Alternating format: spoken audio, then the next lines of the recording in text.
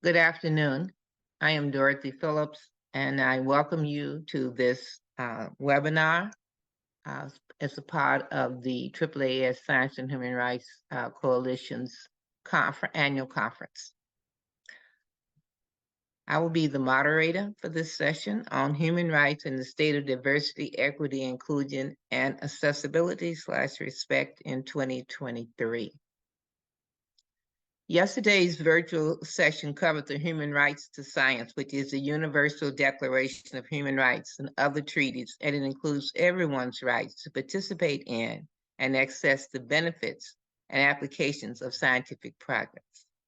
Human rights and the state of diversity, equity, inclusion, and accessibility in 2023 is central to the Human Rights to Science, is the notion that everyone should be able to access and participate in science, but making that happen requires dealing with many real-world obstacles. Today's colleges and universities, scientific membership associations, and the private sector are reckoning with the day-to-day challenges of implementing DEIA efforts within their institutions and organizations. How can we continue to make change on the ground and support systemic transformation in the sciences and beyond?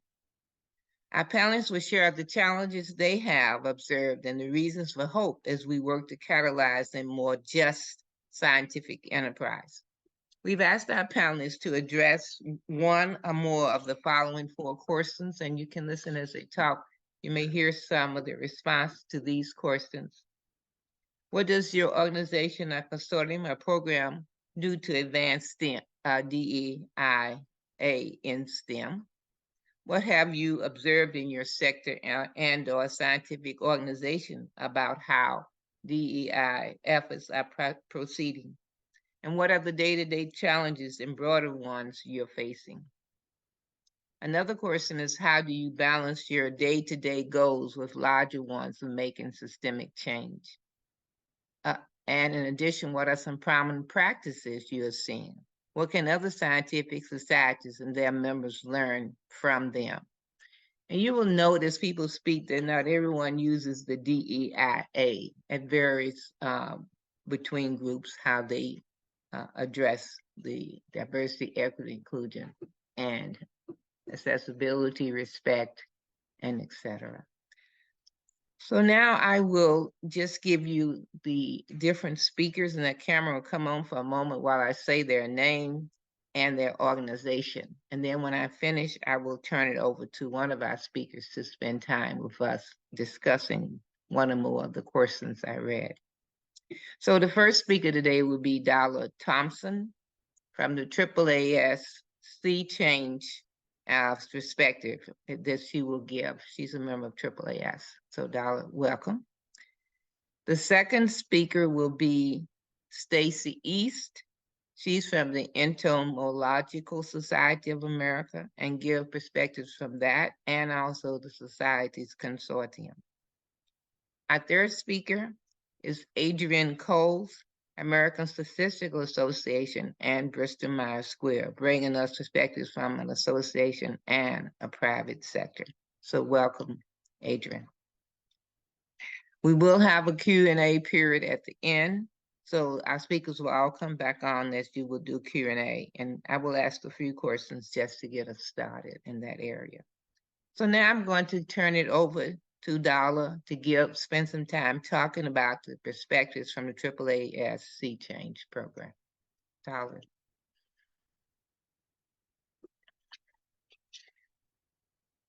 Thank you so much, Dorothy, and thank you so much for to my colleagues for inviting me to participate in this panel. So my name is Darla Thompson. My pronouns are she, her. I'm an American woman of African and European descent with long, wavy, and curly hair. I'm wearing glasses with bold colored frames, a mix of navy blue, cream, and beige. I am wearing a black blouse, and I have on large headphones.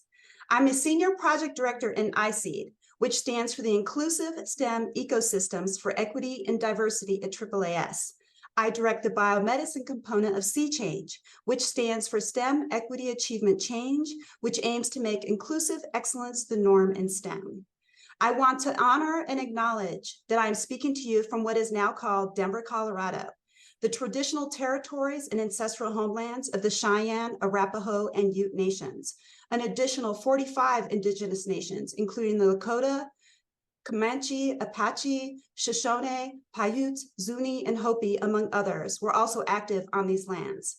Washington, D.C., where AAAS is located, sits on the lands of the Anacostans, Piscataway, and Pamunkey peoples. Native peoples still reside in Colorado and the District of Columbia. The painful history of genocide and forced removal of indigenous peoples from these territories demands that we pay respect. Indigenous peoples are the original stewards of this land. They still have ties here, and they should be able to thrive here. Wherever we are, however we gather, it is our responsibility to recognize and address our roles in ongoing forms of colonization. I also acknowledge the extraction of life and labor from millions of people of African descent for more than 400 years, particularly as this meeting convenes in person a few blocks from the White House and the U.S. Capitol building, both of which were built by enslaved Black laborers. I recognize the significant contributions that Indigenous peoples and people of African descent have made and continue to make to this country, particularly to the fields of science, technology, engineering, mathematics, and medicine. Their minds, bodies, labor, and land have contributed to the knowledge and wealth of the U.S. As we acknowledge this history and the present, we are called upon to work toward achieving justice, equity, and liberation for all. Sea Change is a AAAS initiative that seeks to catalyze and sustain systemic institutional transformation to cultivate equitable and inclusive colleges and universities that support the success of all students and scholars. So just a bit of background. The Athena Swan Project was started in the UK in 1999. Sorry for the hammering, they always start when I'm in a Zoom meeting, by a handful of women in universities who were fed up with the gender disparities in STEM. The program grew and the Equality Challenge unit launched Athena Swan in 2005.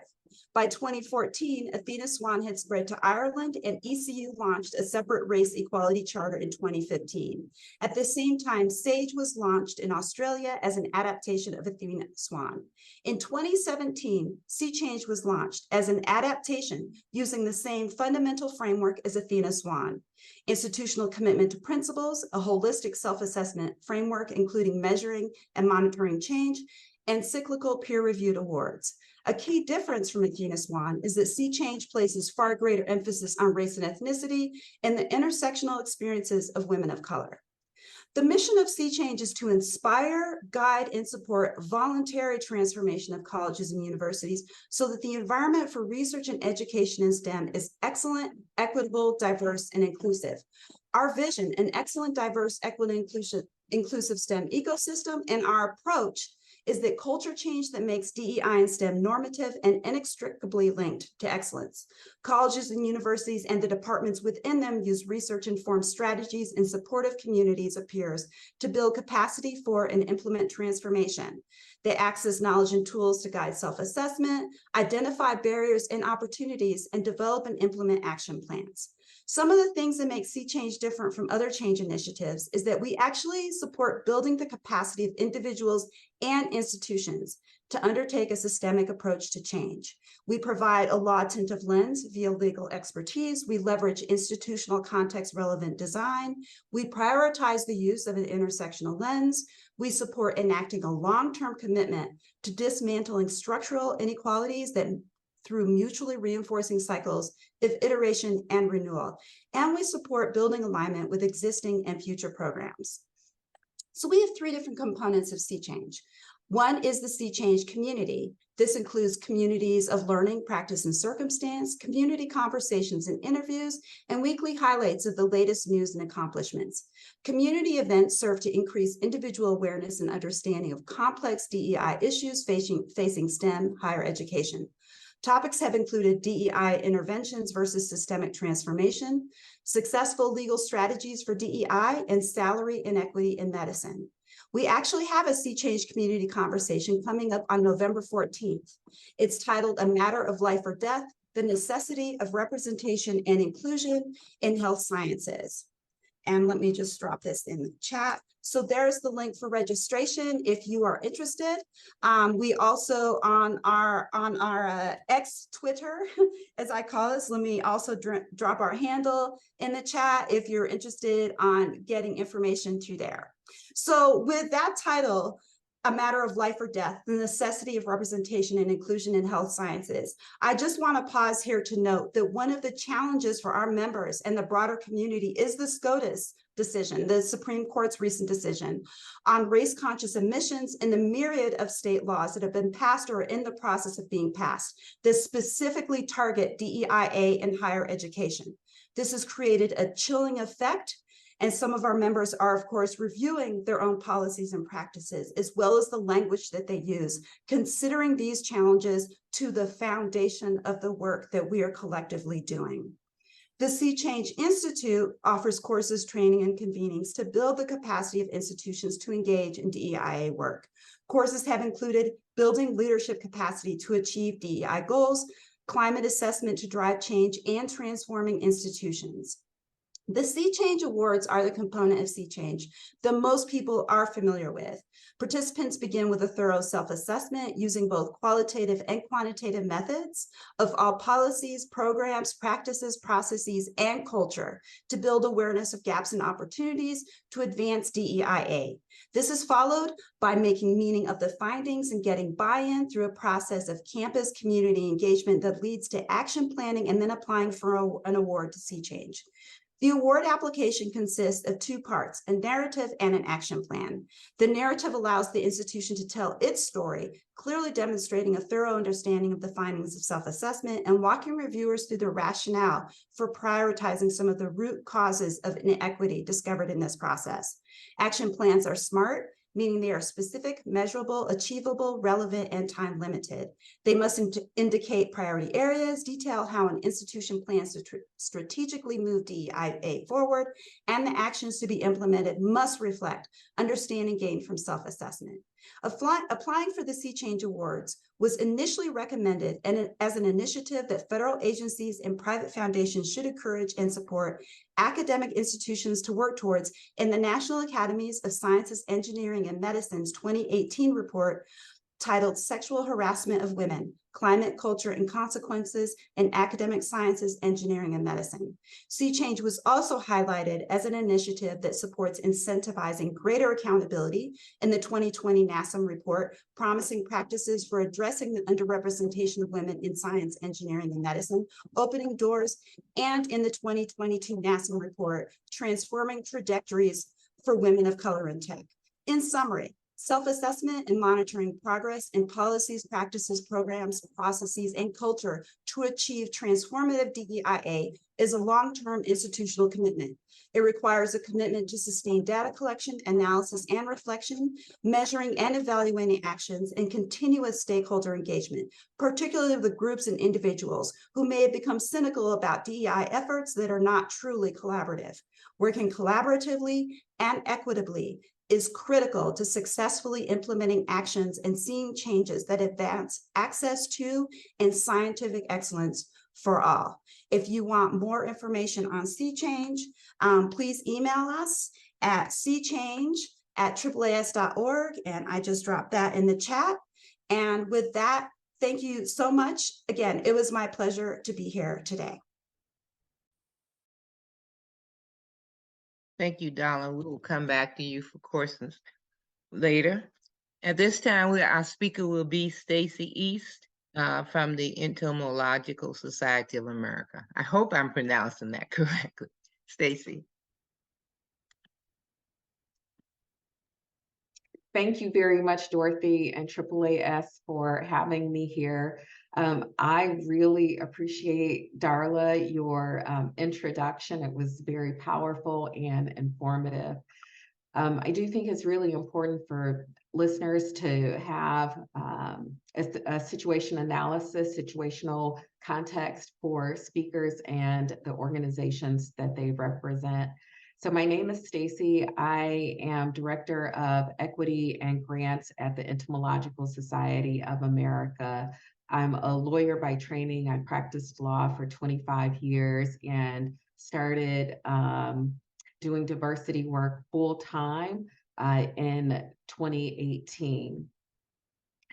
So the Entomological Society of America is a professional STEM society with about $6 million in revenue and 7,000 members. We support the work of entomologists throughout the world. 85% of our members are living in the United States or working in the United States, and 15% are international, outside the United States. So ESA, like many organizations, began its DEIA journey, in my mind, relatively recently.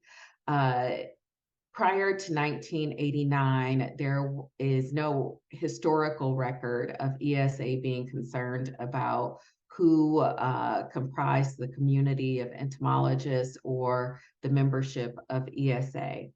In 1989, at an annual meeting, a group of women passed out Post-it notes in the restroom to have a women in entomology breakfast. That was the first known effort in ESA related to increasing diversity among its membership, and it was a clandestine effort because the women believed that they would be penalized for getting together and creating a community.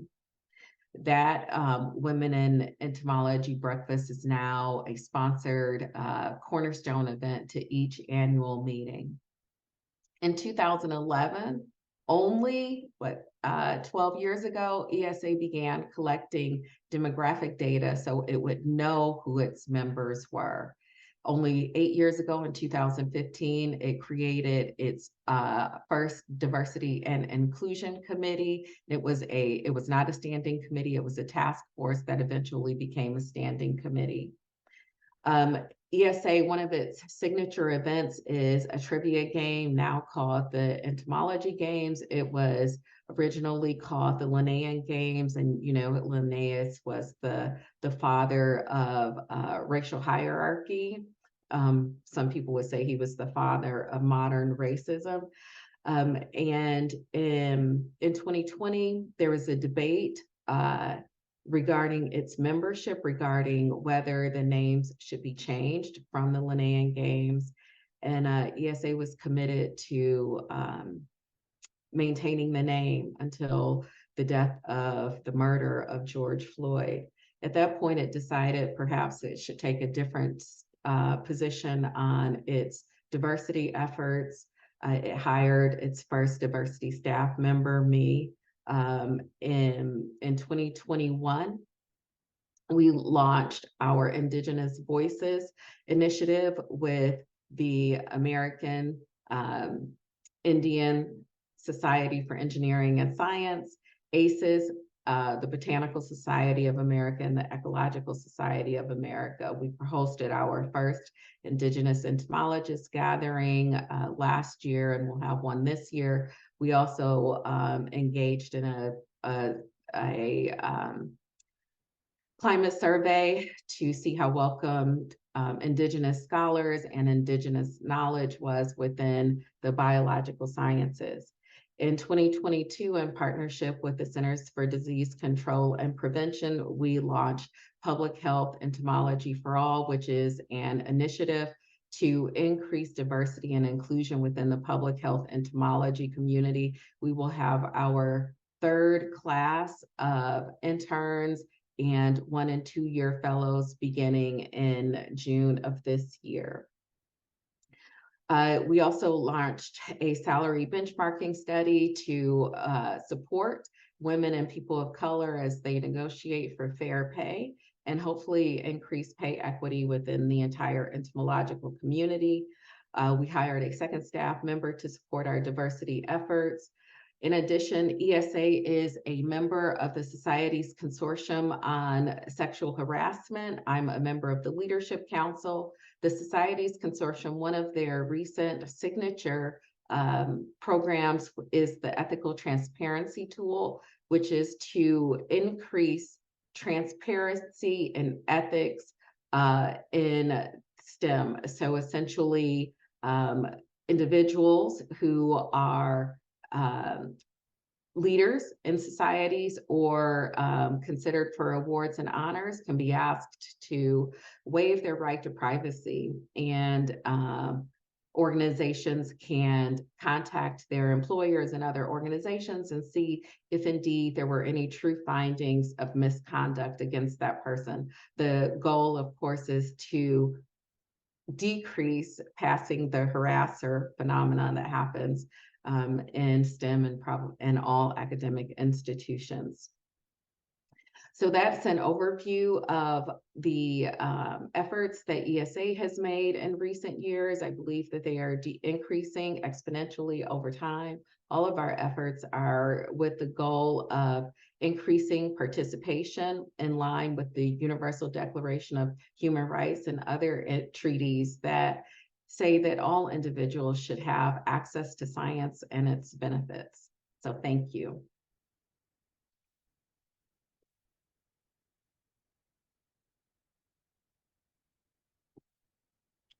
Okay, thank you very much, Stacy. We will now hear from Adrian Cole, the American Statistical Association in Bristol-Myers Squibb. Adrian. Okay, thank you. Just by way of introduction, so my name is Adrian Coles. I am a clinical researcher at Bristol-Myers Squibb. I've also had the good fortune of being able to serve in several leadership roles within the American Statistical Association and other professional organizations as well. So in my brief remarks, I'll try to cover at a very high level just some of the high level activities that have been going on within these two types of organizations that I think are intended to help us to achieve the outcome that we're discussing today. So to get started, let's focus first on the private sector. And really, I'm going to focus and concentrate my comments on the pharmaceutical industry. So not just looking at Bristol-Myers Squibb, but really thinking about the pharmaceutical industry as a whole. And so when we think about advancing the diversity, equity, and inclusion and accessibility agenda within the pharmaceutical industry, I think that there are several levers that leaders within this sector have been pulling. I think the first thing that's worth noting is that many of these companies have started to recognize the importance of having diverse voices and also inclusive leadership teams.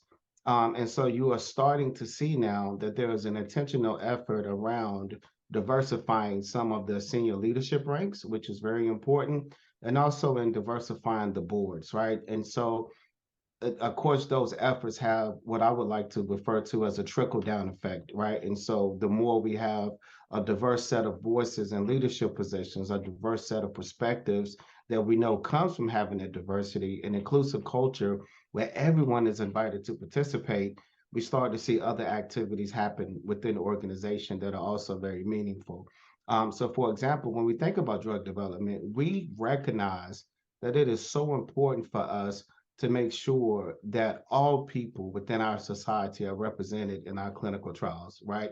So as we're developing new medicines, excuse me, and really wanting to make sure that we're capturing how well and how safe are these medicines in a wide range of people, you know, we are now starting to really invest significantly in trying to broaden the level of diversity in our clinical trials, right? So that's one thing, that's outward facing, thinking about the way that, you know, the science that we're conducting is going to have a downstream impact on broader society.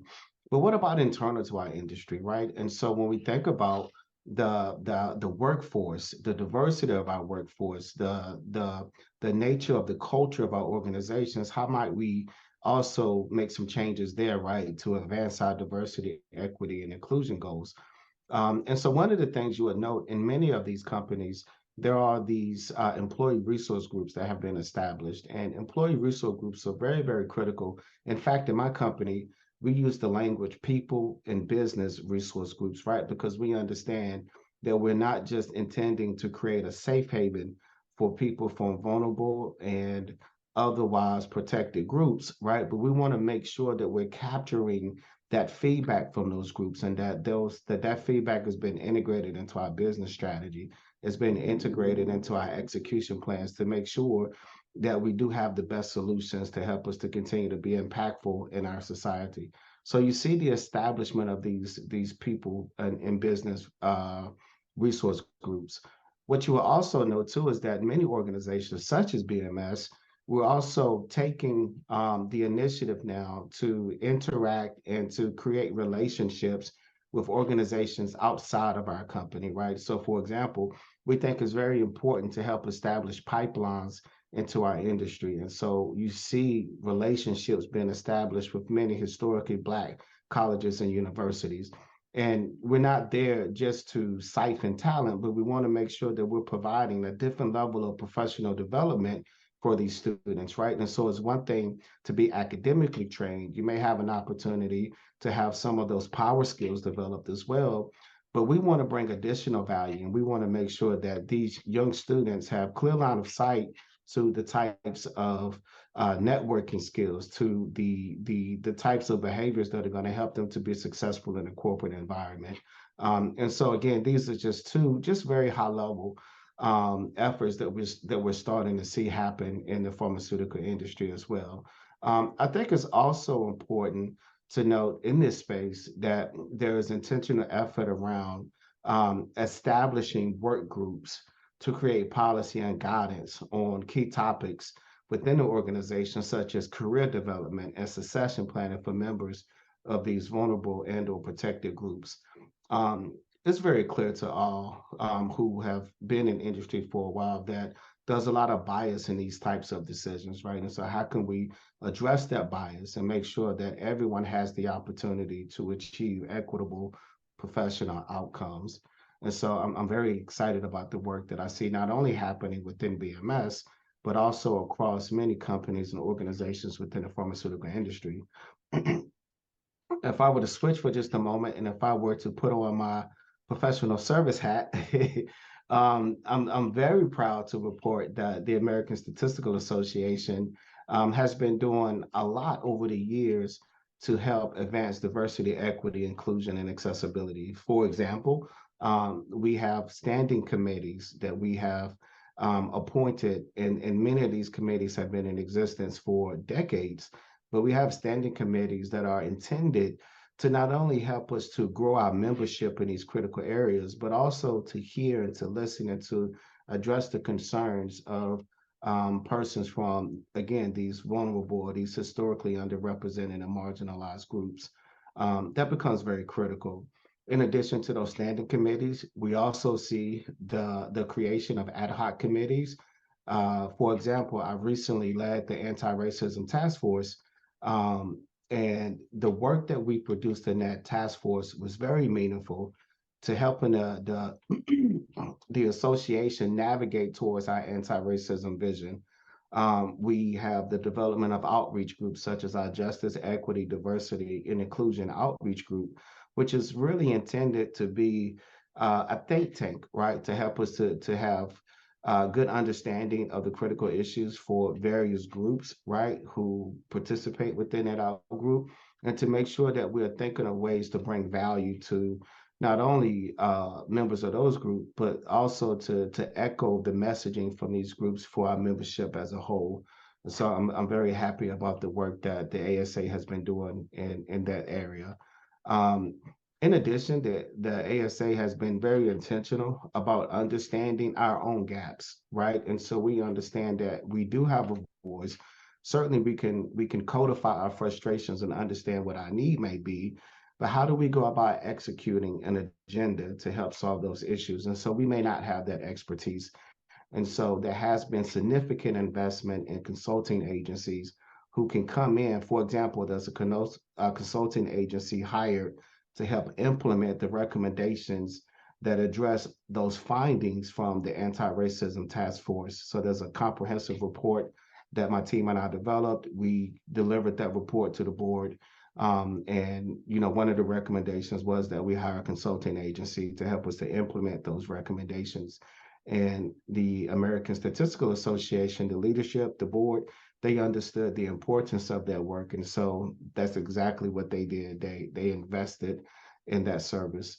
Another way that the ASA is helping to to move forward the agenda for diversity, equity, and inclusion and accessibility, particularly as it relates to STEM, is through strategic partnerships, right? Again, understanding what you're good at and understanding how you can partner with people who may have an expertise different from yours. And so strategic partnerships with organizations like the Math Alliance.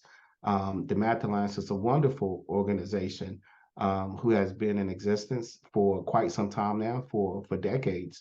And they have a mission to help pull through as many young students from historically underrepresented communities from their undergraduate work through their graduate coursework as well. And so again, a number of things that you see happening in the private sector, a number of tangible things you see happening within the American Statistical Association as well. There was a question posed that I want to speak to as well. This question was really about, thinking through some of the challenges, right, to success. And, from my perch, I believe that there are two critical issues that present themselves as barrier, right, to ultimate success, particularly in a corporate environment, right? So the first issue I think is focus and resilience, right? And so each of these companies has some key focus area, right? And so how do you stay the course as interests and attention oscillate?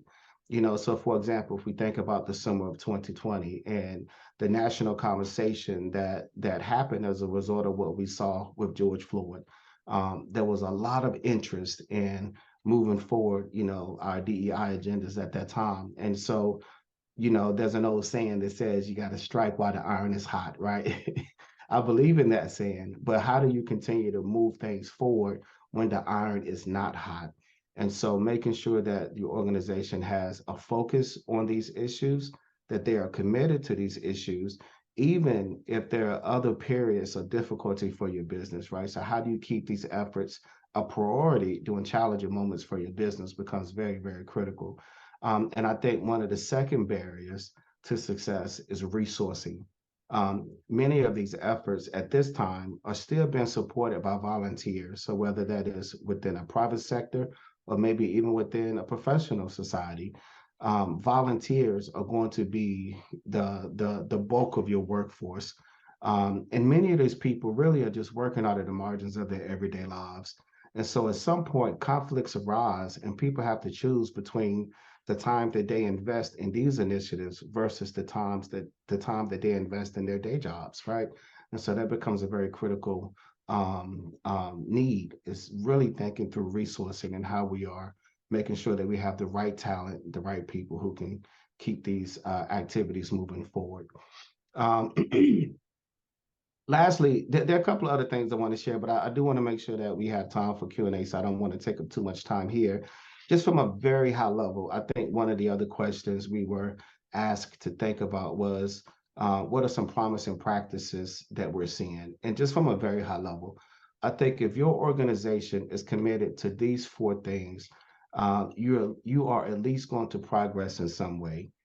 First, listen, create mechanisms, create tools that allow you to hear the voice of those who may be in different groups than you are, right? Or maybe in different groups across your organization, and understanding the concerns, understanding the aspirations, understanding the needs of these different communities becomes very important.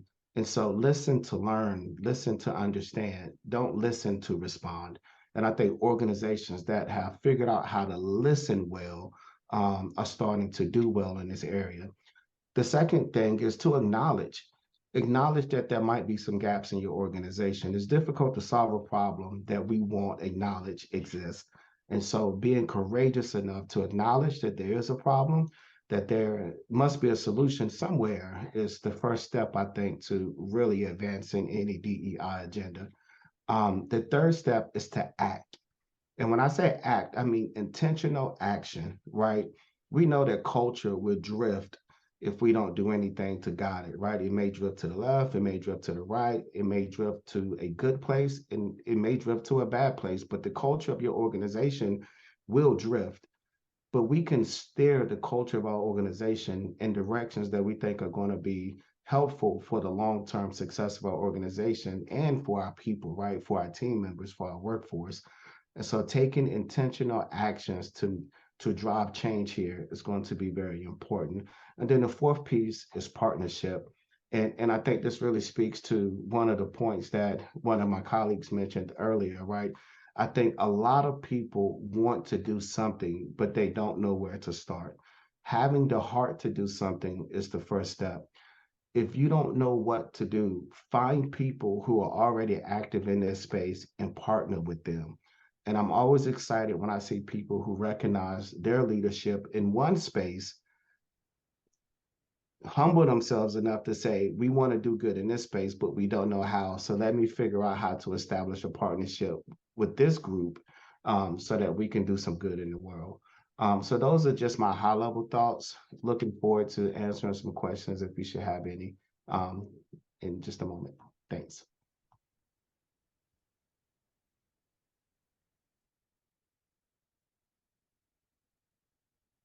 Thank you, Adrian. That was very thought-provoking. All three of our speakers have been very good. I'll mention just a very small amount about the American Chemical Society, which I'm a member, and I was a member of their board of directors for 9 years. And one of my areas of focus was diversity, equity, inclusion, and we say respect, DEIR. We were able to establish, actually strengthen that as a part of ACS core value, and also develop a goal, which we call Goal 5, to embrace and advance inclusion in chemistry. One of the things that Adrian mentioned that had been important in our area as well was partnerships with other organizations that have a focus on Pacific groups such as NOBSHE, National Englishment Professional Advancement of Chemists and Chemical Engineers. I heard someone else mention ACES, as well as SACNAS for the Hispanic area. So I just wanted to mention a little we have a whole department now, which we did not have earlier, with a vice president and her staff working with the volunteer group in the specific committees that are more diversity focused, such as Young Chemists Committee, Senior Chemists, Chemists with Disability, and then with these partner organizations. And we have created what is called an exclusivity style guide to help the whole organization of the American Chemical Society be more conscious and aware of how they should speak, terminology used, and recognition of diversity. So I don't want to go further. I wish our Vice President of Diversity could be with us today, but she had other obligations. So now I'm going to, which we're right on time, open this to questions. So I asked all our panelists to come back on the screen, to turn the cameras on.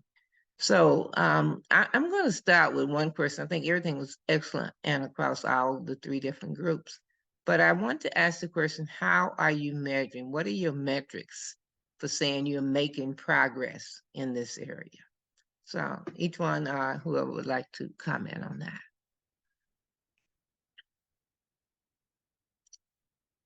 Am I going to have to call on someone? So I'll start with Adrian. Yeah, I'll take a stab at the question. Thanks, Dorothy, for the question. I think it's a great one.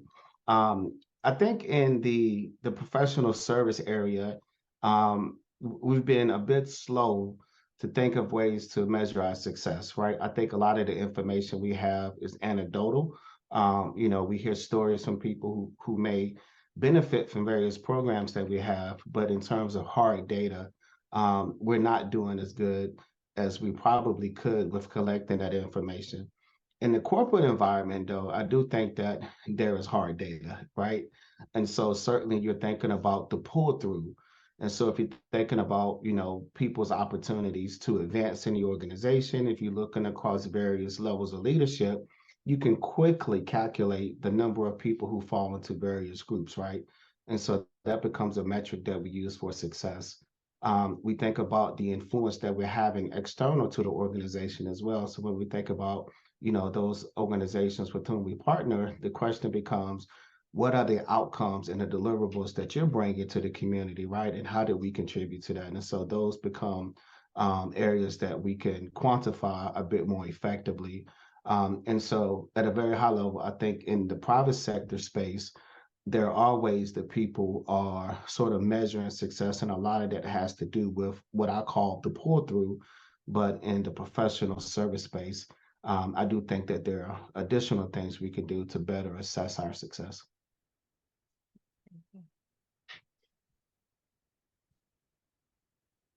I can go next. I mean, for Sea Change ourselves, we have an evaluator who's evaluating our work, but that is something that we just started doing ourselves. As for our members, absolutely, that is part of the Sea Change process. I mean, the self-assessment is qualitative and quantitative. So it requires both the surveys, but it also requires talking to people, focus groups, interviews, town halls, like going to where people are at. So as I mentioned at the end, the folks who become cynical are often the folks who are the one person in the department. So if you're only looking at the numbers, right? So the numbers just tell part of the story, right? And if you have a lot of people leaving, why are they leaving? And if they're from particular groups. So this is really merging both the numbers with the stories of why people are leaving, why people are unhappy, why people have become disaffected, but also why there are people who are actually happy about the SCOTUS decision. I mean, we heard about that from some of our members. It was really difficult to get emails from colleagues who were really happy about it. And if you are the person who's responsible for DEI, like if you're, upper level in your institution, that's extremely hard to hear. But that is part of the environment right now, is balancing the people who've backed away because they've heard it all before, right? And so this is where it's the really, really understanding what's going on in your campus environment, and then actually engaging with people to identify the priorities, but also to, as you come up with the actions, you've got to come up with a good evaluation plan. So as you implement those actions in order to see the transformative change, you actually have full buy-in. So that everyone is doing the work that is necessary to see that change. Because if you don't have buy-in, and if you're not actually measuring the change, you're not going to see the change. Because we talk a lot about change, but yes, actually measuring it over years, because again, this is a years-long process. This isn't one and done. This isn't a one-time intervention. Actual transformative change is extremely hard work, especially in the environment we're in right now. Okay, all right.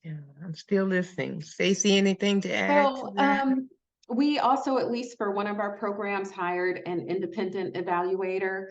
But I think that we need to be better at measurement. I have to say, one of my intellectual challenges with measurement is you can measure whether a program is successful, right? But a lot of the work that is done in DEI, our sphere of control is very limited, and our sphere of influence is very broad, right? So for instance, people of color are underrepresented in our membership, but our membership data tracks the proportion of PhDs that are issued to entomologists and parasitologists. So we could expand. We are as deep within Black entomologists and parasitologists as we can be. And in order for us to have a membership numbers that track the population, more people would have to get PhDs who are Black. And so we don't have control over universities. We have a sphere of influence, but not control. And so some of the measurement for me, that I have a challenge with that, right? We can go out and we can advocate for different policies. We could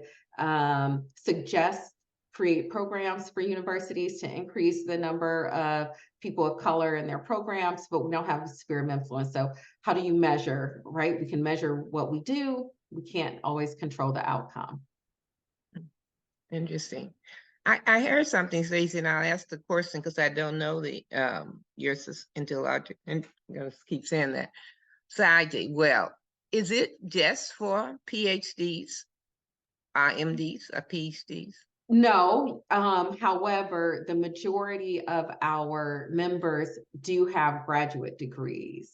The vast majority of our members have graduate degrees, and around 60% of our members are academicians. So PhDs are heavily concentrated among our members.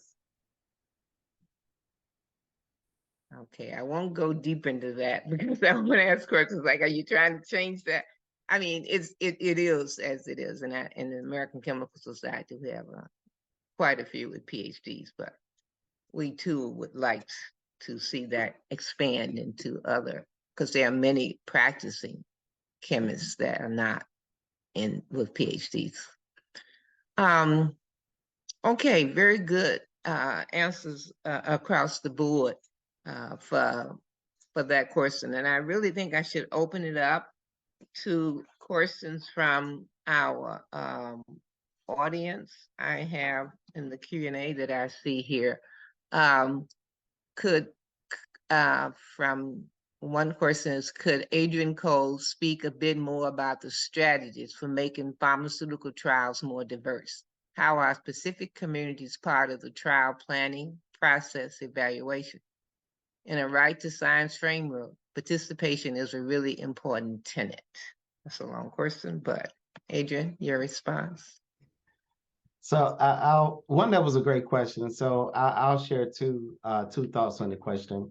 The Food and Drug Administration has now required the development of diversity plans.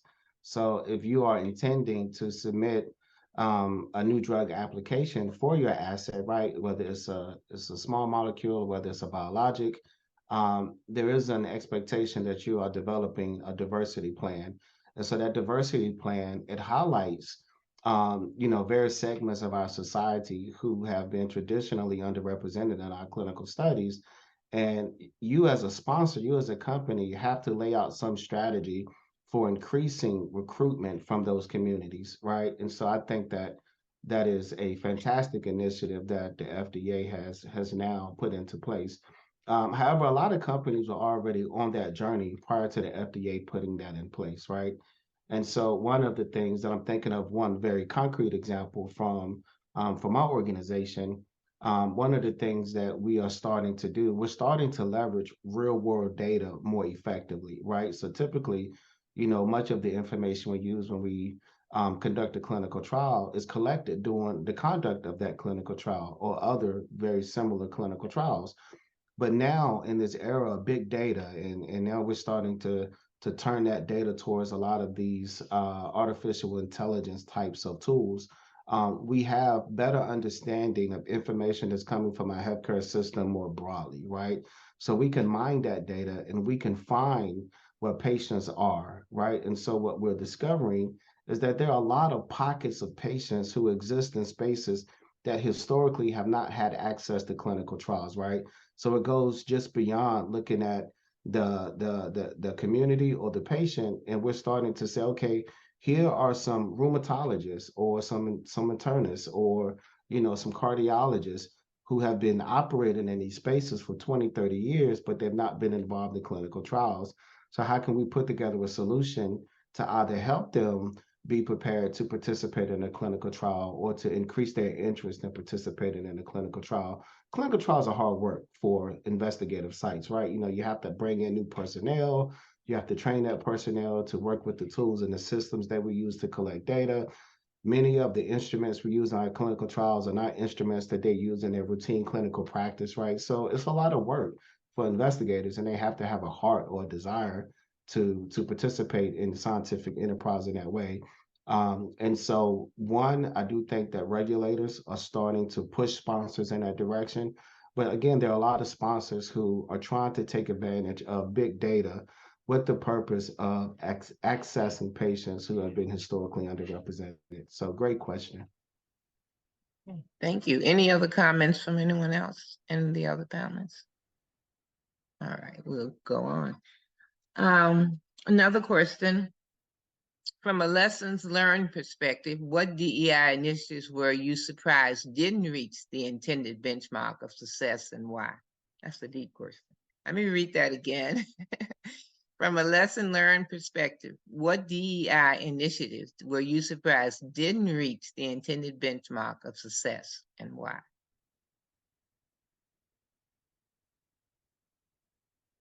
Dollar, Stacy, either one of you want to reply? Okay, Adrian, it comes back to you. I'm laughing because I was just having a conversation with one of my colleagues about this last week. You know, in any organization, talent acquisition is very important, right? It's a very important function in your organization, thinking about how you're bringing in that next generation of thought leaders, people who are going to take the reins one day and continue to move your business forward. But when we think about talent acquisition, do we have processes in place that can actively reduce all of those unhealthy biases that we see when it comes to talent sourcing, talent recruiting, and then also talent selection, right? And you would think on the surface, everyone would rally around, you know, those ideas. And I think for the most part, people do. But what happens when you start to find yourself in a constrained labor market, right? It becomes very difficult to find talent. And so people tend to revert back to their comfort zone, right? So, you know, instead of us putting together diverse sets of candidates that we can, you know, have conversations with and get to learn and then evaluate, you know, their suitability, people tend to say, okay, the first person I find that speaks well or that makes me comfortable, you know, that's the person we're going to go with. And so really encouraging people to stay the course. We have a plan in place. We understand what we intend to gain from that plan. And just because, you know, we've hit a challenging time in our labor market, or, you know, maybe now, you know, persons who are getting these graduate degrees in fields that are relevant to what we do, you know, they're choosing big tech, right? Everyone wants to work for the Googles of the world nowadays and the Amazons of the world. And so fewer young people are interested in drug development. And so again, with those constraints on the labor market, the issue becomes, can we still commit to what we've put out there as far as our talent acquisition processes so that we can ensure that we are giving all young people who have an interest in our field an opportunity to find, you know, the right role. And so as a lessons learned, I think for me, I'm more appreciative of the fact that sometimes when people don't stay the course, it's not because they have biases. I think I was a little less graceful in the beginning. It was more difficult for me to give people grace on this journey.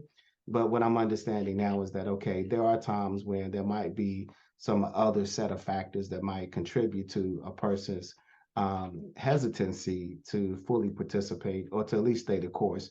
And so understanding how to drive those behavioral changes also becomes very important in the overall success of your initiative. I'll just add one comment as time is running out to Adrian's responses. It's hard to put timelines on these type of initiatives because, like you said, there are many factors that come into play. But if you've got to set a goal, you keep that goal and you work at it. I think about how we worked in the American Film Society just to really organize the diversity, equity, inclusion, and respect department. It didn't happen overnight. There were many steps to coming to a point where we all were comfortable with our goal, with our core value, that we could move to that next step. So that's in the case with talent, with awards, recognition of people with awards, that you've got to be flexible so that you can say it didn't happen. It can happen, and you just got to work with it a little bit longer to make it happen. So you can't get tired in this battle. You got to stay on it for a long time. I want to give each of you a 1 minute closing statement and before we close. And so that's why with about 4 or 5 minutes to go, I'm going to go around and ask that you give if you have no comment, please feel free. But I would like your comment on this whole area of what we're trying to achieve and where you hope to go, and some of the visions in a simple couple of sentences or what you're enjoying doing in this area. So Dollar, I'm going to start with you and ask you just a brief statement as we close. Sure. So thank you again to my colleagues at AAAS for inviting me to be on this panel. So again, the work of Sea Change is STEM equity achievement change. It's about transformative change, long-term change, rather than one-time interventions. This is about changing the entire STEM ecosystem so that way there are more opportunities, there's more access, so that STEM actually looks like America. And if you want to go even broader, so it looks like the globe, so that people who come from a variety of backgrounds, so that we find the genius, because the genius is out there, and they should have an opportunity to become part of the future of what we can all achieve together. Thank you very much. Well said. Stacy?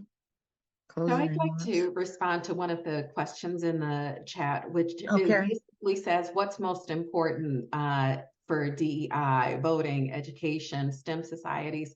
And I would say that because of structural bias, everything is important. Everything, voting, education, where you shop, where you travel, what you do for your job, it's all important.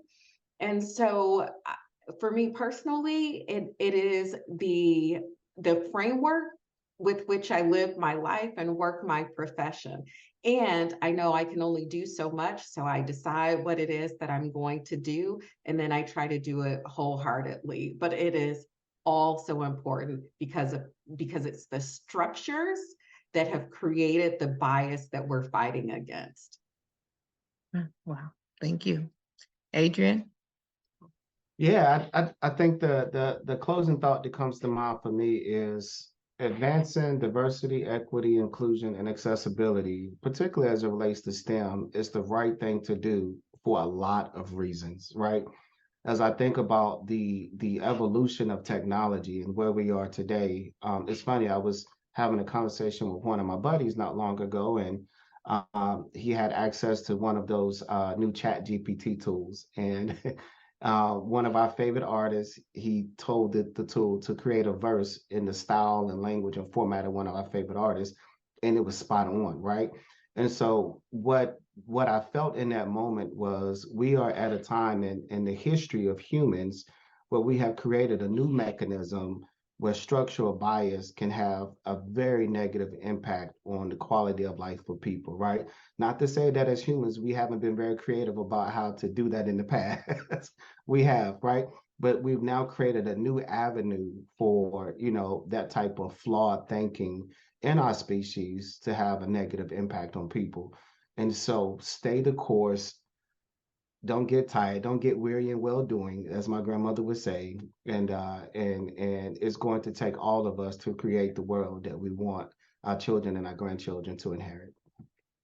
Okay, thank you. There's one question we didn't answer, and I will just close by saying, it says at the end, speaking about the Supreme Court decisions, the scientific societies need to do more to keep the momentum. Yes, we have a big responsibility in our scientific societies for our STEM fields to be representative of the population we have, and for us to be able to have the support we need. But regardless of your start in life, you can achieve more and than you expect. So we do have a lot to keep the momentum going as scientific associations. I thank everyone who came and attended this. I thank our panelists first. I thank the AAAS Science and Human Rights Coalition for hosting this session today. And we ask you to continue to look at the schedule and participate in the conference for the remainder of the week and next week in person.